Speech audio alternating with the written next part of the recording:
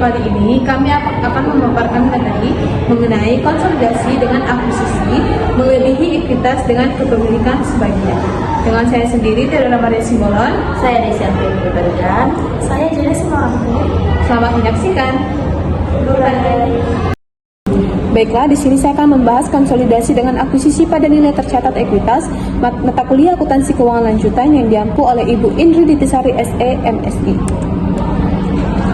Akuisisi dengan kepemilikan sebagian. Pada dunia bisnis dimungkinkan bahwa entitas induk mengendalikan entitas anak, tetapi tidak secara keseluruhan, hanya sebagian. Menurut PSAK 65, suatu entitas dianggap memiliki pengendalian pada entitas lain hanya jika memiliki seluruh hal berikut. Yang pertama, kekuasaan atas investi.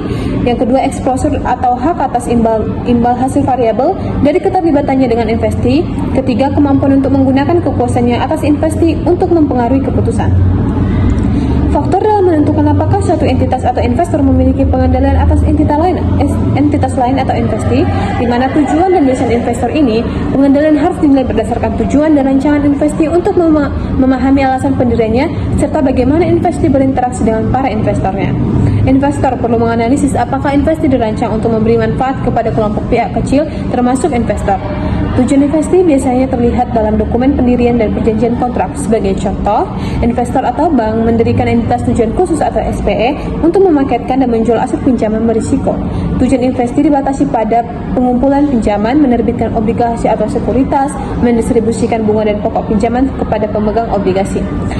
Desain investi ini harus mengharuskan manajer aset memiliki diskresi yang sangat terbatas, di mana keputusan operasional utama sudah ditentukan dalam dokumen pendirian. Hasil analisis menunjukkan aktivitas relevan tetap dikendalikan oleh investor melalui ketentuan kontrak, meskipun kepemilikan ekuitas investor memungkinkan kecil. Aktivitas relevan investi. Aktivitas relevan adalah aktivitas investi yang secara signifikan mempengaruhi hasil investi. Keputusan mengenai aktivitas inilah yang sudah harus dipastikan apakah investor memiliki kekuasaan atasnya, di mana sebagai contoh yaitu aktivitas relevan. Penjelasan rinci aktivitas ini sangat bervariasi tergantung pada jenis entitas yang diinvestasikan. Aktivitas relevan mungkin mencakup yang pertama, penjualan dan pembelian barang jasa. Sebagai contoh, aktivitas relevan utama yang pertama, menetapkan harga jual produk. B. Pengelolaan aset keuangan selama umur manfaatnya. Sebagai contoh, mengarahkan proses produksi atau penggunaan kapasitas serta jenis teknologi. C. Pemilihan akuisisi atau pelepasan aset. Contohnya, memilih pemasok utama atau bahan baku kritis. D. Pengembangan produk baru, di mana bagaimana keputusan dibuat, seperti keputusan ini dibuat oleh Dewan Direksi PT Makmur Jaya.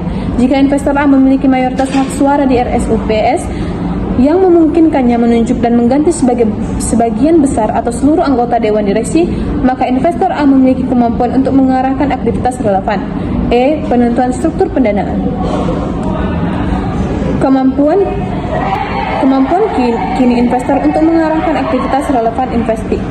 Kekuatan atau power adalah elemen pertama dan terpenting dalam pengendalian. Ini berarti investor memiliki hak-hak yang memberikan kemampuan kini atau current ability untuk mengarahkan aktivitas relevan.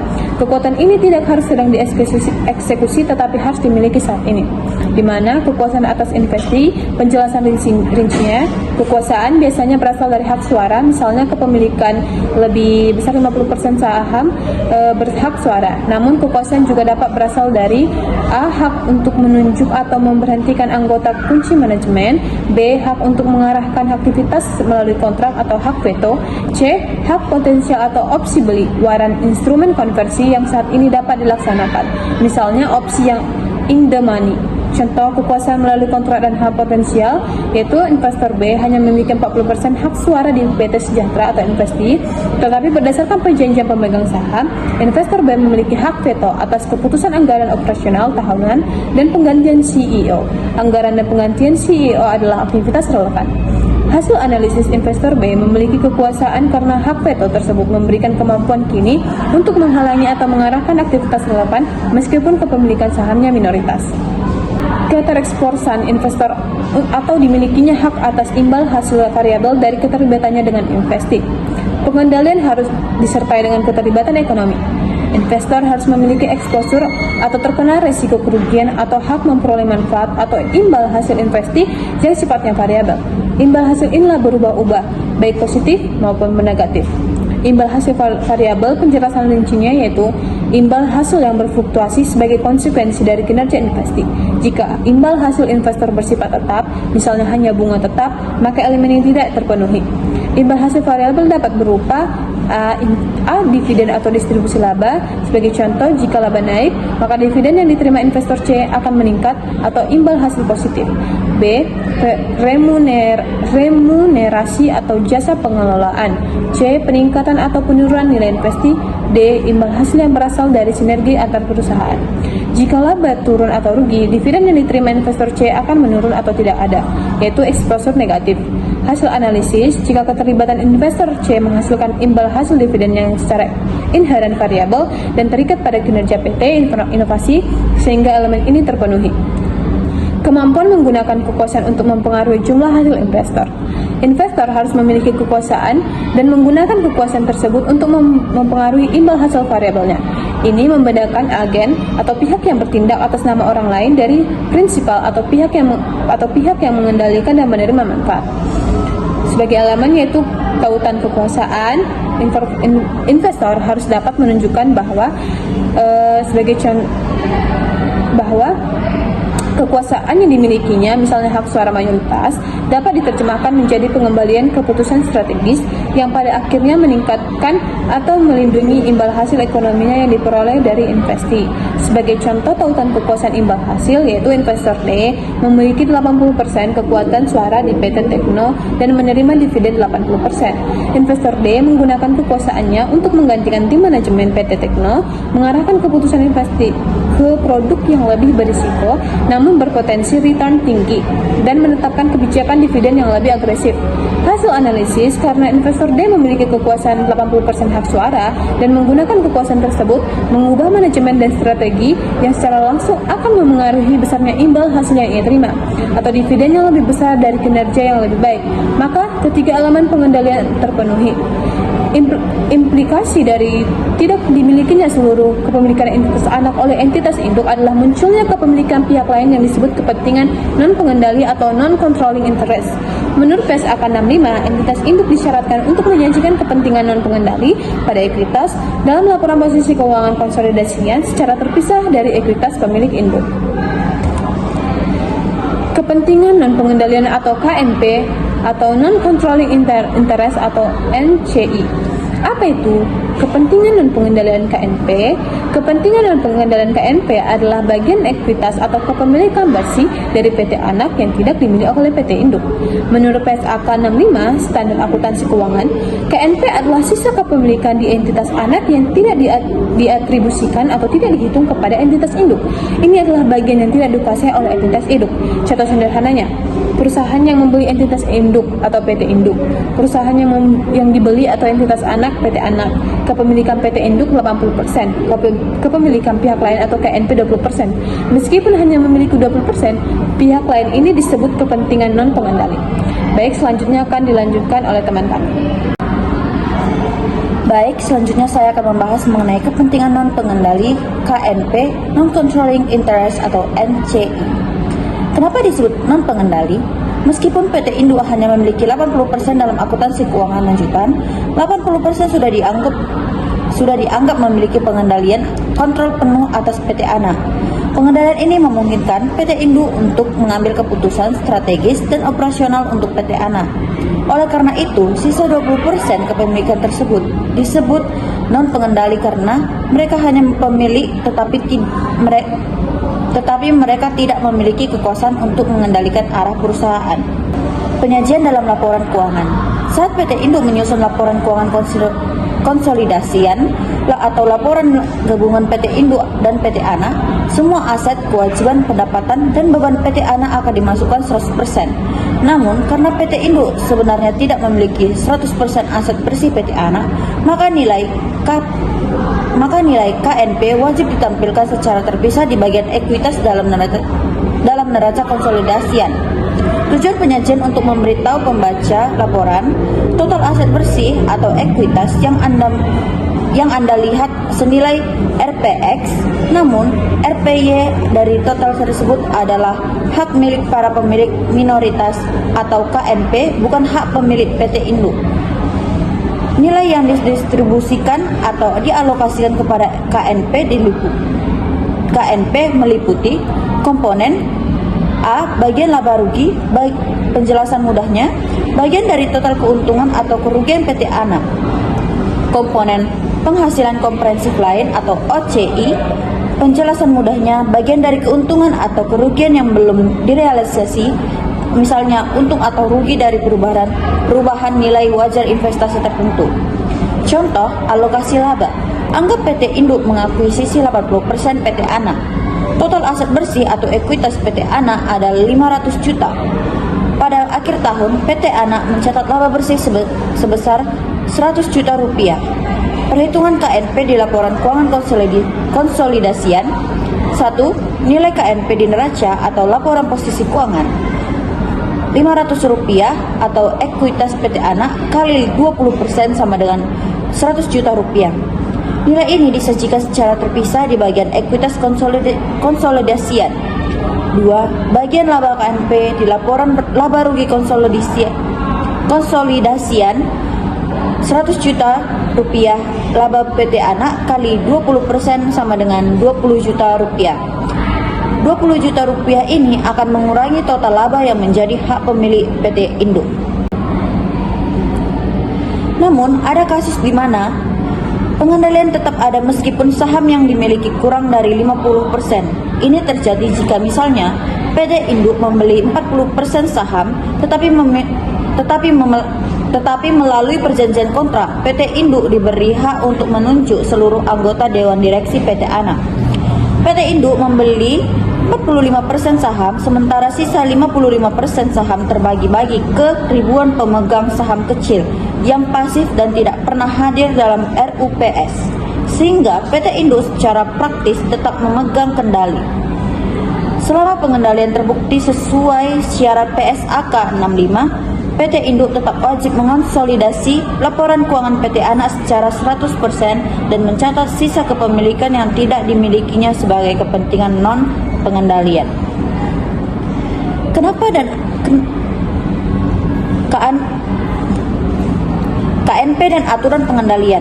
Prosedur konsolidasi dan pencatatan KNP harus dilakukan selama PT Induk memiliki pengendalian atas PT ANA. Walaupun kepemilikan saham kurang dari 100%, memiliki lebih dari 50% saham berhak suara sudah menjadi indikasi kuat adanya pengendalian. Konsolidasi dengan kepemilikan sebagian saat setelah akuisisi. Contoh soal, PT Nusantara membeli 75% saham PT Andalas seharga 900 juta rupiah dan nilai wajar KNP sebesar 300 juta rupiah. Pada saat dilakukan akuisisi diketahui nilai wajar dari aset dan liabilitas PT Andalas adalah sama dengan nilai tercatatnya. Nilai tercatat dari seluruh ekuitas PT Andalas adalah 1 miliar 200 juta rupiah. Sehingga nilai investasi yang dikeluarkan oleh PT Nusantara sama dengan nilai tercatat dari bagian saham yang diperoleh. Transaksi akuisisi PT Nusantara terhadap PT Andalas adalah sebagai berikut. Nilai akuisisi dan nilai wajar kepentingan non-pengendalian 1 miliar 200 juta rupiah. Nilai tercatat aset neto PT Andalas saham biasa 800 juta rupiah. Saldo laba 400 juta rupiah.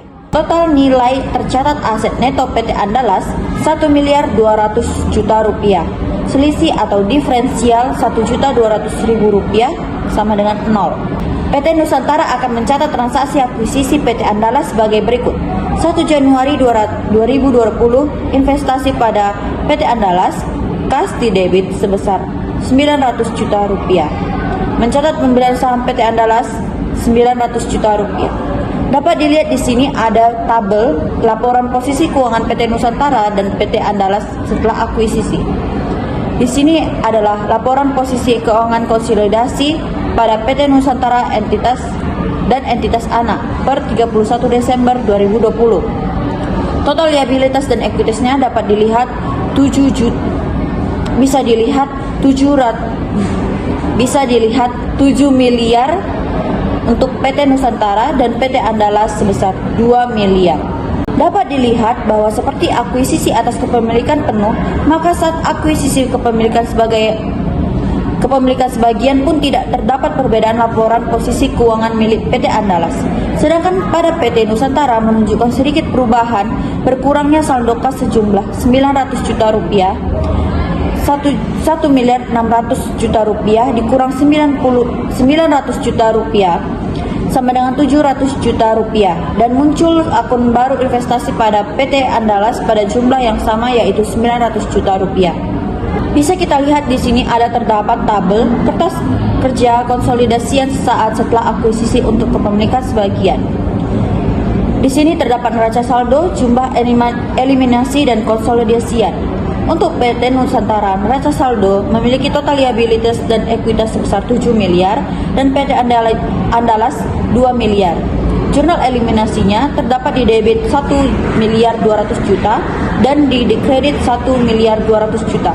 Untuk konsolidasian memiliki total 8 miliar 100 juta.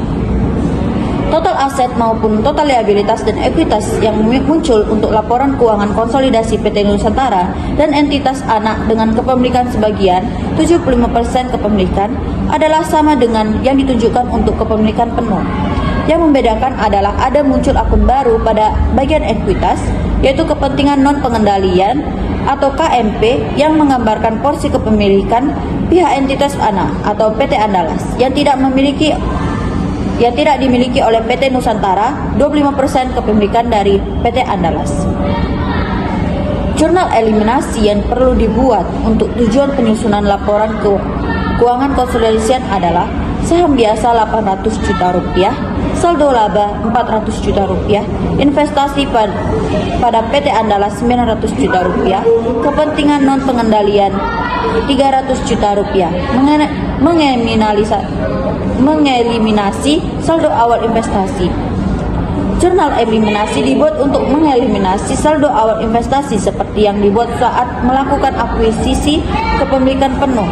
Hal yang berbeda adalah jurnal eliminasi di mana ekuitas atau aset neto PT Andalas tidak hanya dieliminasikan seluruhnya terhadap investasi milik PT Nusantara.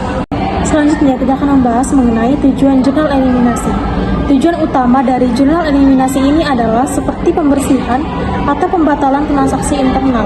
Kita harus menghilangkan jejak kepemilikan PT induk atas PT anak agar laporan gabungan tidak mencatat aset dan ekuitas yang sama secara ganda. Ada dua hal yang tercatat ganda, yaitu pertama, di buku PT induk ada akun investasi pada PT Andalas. Yang kedua, di buku PT Andalas ada akun saham biasa dan saldo laba ekuitas. Kedua akun ini sejatinya adalah sisi yang sama dari koin kepemilikan. Jurnal eliminasi menghapus keduanya. Analisis jurnal eliminasi. Saham biasa di debit sebesar 800 juta. Makna sederhananya adalah menghapus seluruh modal awal PT Andalas. Saldo laba di debit sebesar 400 juta menghapus laba yang ditahan PT Andalas pada awal akuisisi. Total ekuitas PT Andalas yang dihapus sebesar 1 miliar 200 juta. Investasi PT Andalas dikredit sebesar 900 juta, menghapus akun investasi yang dicatat oleh PT Nusantara. Ini adalah 75% porsi milik induk. Kemudian kepentingan untuk pengendali atau KNP dikredit sebesar 300 juta, menghapus 25% porsi milik minoritas. Nilai ini dipindahkan ke akun KNP di neraca konsolidasi. Total yang dihapus sebesar 1 miliar 200 juta. Laba rugi eliminasi akan disajikan pada tahap terpisah jika ada goodwill atau perbedaan nilai. Kesimpulan jurnal eliminasi, the core message.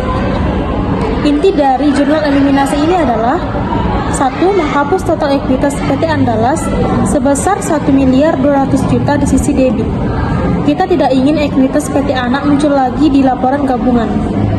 2. Menghapus total kepemilikan 1 miliar 200 juta di sisi kredit. Total kepemilikan ini dibagi menjadi dua, yaitu 900 juta bagian kepemilikan Nusantara diwakili oleh akun investasi dan 300 juta bagian kepemilikan pihak lain atau kepentingan non-pengendali. Konsolidasian dengan kepemilikan sebagian pada akhir tahun setelah akuisisi. Neraca saldo per 31 Desember 2020, kepemilikan sebagian, di mana total debit PT Nusantara 12 miliar 950 juta, kreditnya 12 miliar 950 juta, dan PT Andalas debitnya 3 miliar dan kredit 3 miliar. Sesuai dengan informasi pada neraca saldo di atas, selama tahun 2020, PT Nusantara mengumumkan dan membagikan dividen sebesar 300 juta. Sedangkan PT Andalas mengumumkan dan membagikan dividen sebesar 50 juta. PT Nusantara sebagai entitas yang memiliki PT Andalas akan mencatat transaksi terkait pendapatan dividen dari entitas anak adalah sebagai berikut. Tanggal 31 Desember 2020, kas di debit 37.500.000, investasi pada PT Andalas di kredit 37.500.000. Mencatat penerimaan dividen dari PT Andalas 50 juta dikali 75%. PT Andalas memperoleh laba neto sebesar 200 juta selama tahun berjalan. Kemudian diakui PT Nusantara sebagai bagian laba atas entitas anak sebesar kepemilikannya, yaitu 75% berdasarkan metode ekuitas. Kemudian pada tanggal 31 Desember 2020, investasi pada PT Andalas 150 juta dan bagian laba atas PT Andalas 150 juta. Mencatat pengakuan bagian laba dari PT Andalas 200 juta dikali 75%. Konsolidasian dengan kepemilikan sebagian pada akhir tahun setelah akuisisi. Kemudian membuat jurnal eliminasi atas pengakuan penghasilan maupun penerimaan dividen baik yang dilakukan oleh PT Nusantara sebagai entitas induk maupun kepentingan non-pengendali.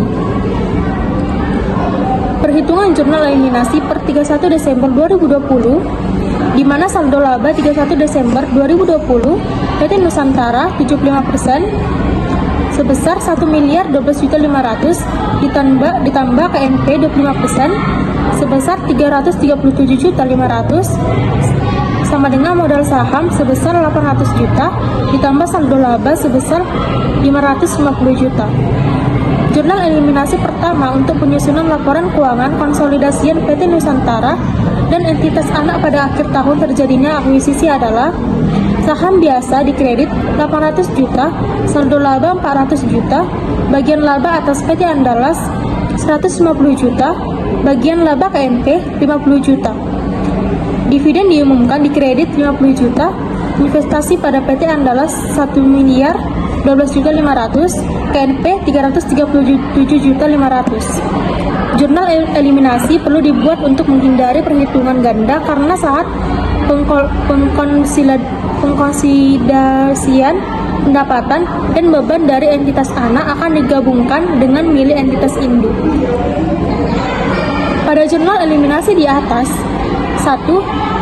Sisi debit adalah bagian laba atas PT Andalas untuk menghapus akun yang sama yang diakui oleh PT Nusantara ketika mengakui penerimaan dari entitas anak.